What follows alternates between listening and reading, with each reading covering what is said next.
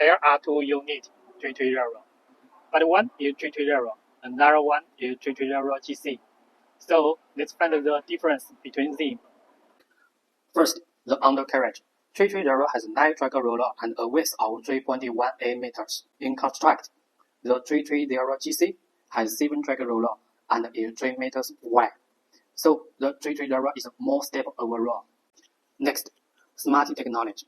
See, the 330 stick has more sensors and has an automatic ground control system for input accuracy. The 330 GC is more basic.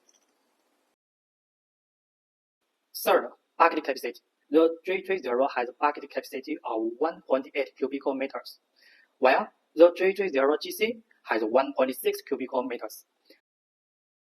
Lastly, engine power.